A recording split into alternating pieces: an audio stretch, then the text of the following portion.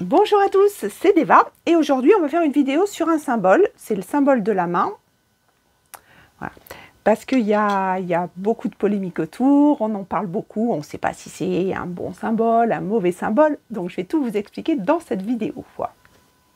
Au niveau du nom, on en trouve plusieurs, le plus connu étant à mon avis main de Fatima ou main de Fatma, mais vous pouvez trouver l'appellation de main de Myriam, main de Marie, le Tafust aussi dans les peuplades berbères, ou la Ramsa.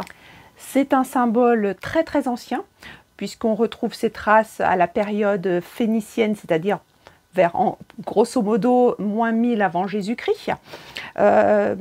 Les historiens supposent que la main était associée à la déesse Tanit, c'est elle.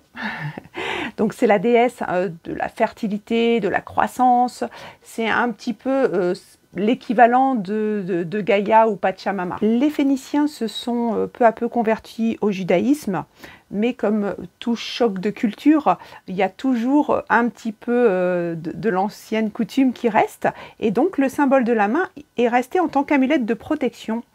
Donc c'est à cette période qu'on suppose que le terme de Ramsa est apparu par rapport, parce que en hébreu, le 5 se dit Armesh, je ne sais pas si je prononce correctement.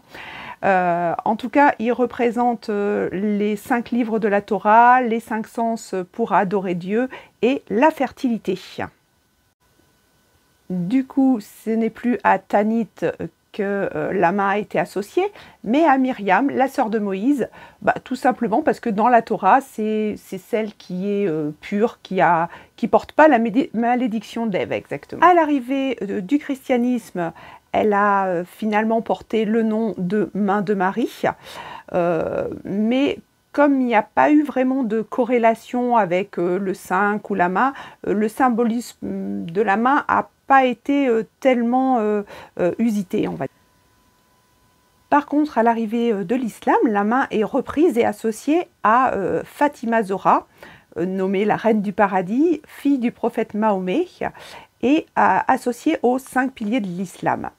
Alors attention, tous les musulmans ne l'intègrent pas dans la religion, tout simplement parce qu'elle serait contraire au dogme que seul Dieu a le pouvoir de protection et de puissance.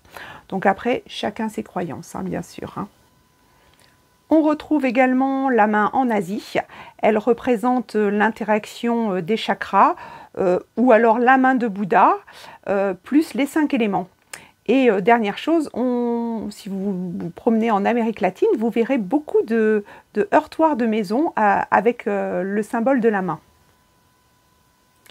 En conclusion, je dirais que c'est un symbole qui a su traverser tous les âges, qui a survécu à plusieurs religions, plusieurs cultures, et je pense que c'est également pourquoi il est souvent utilisé en tant que symbole de paix entre les nations. Au niveau de la représentation, on peut souvent trouver un œil au milieu, ou alors un poisson, ou alors des lignes du Coran. C'est selon les cultures, hein, bien sûr. Et c'est ce qu'il y a d'intéressant avec ce symbole, c'est que chacun peut personnifier son interprétation.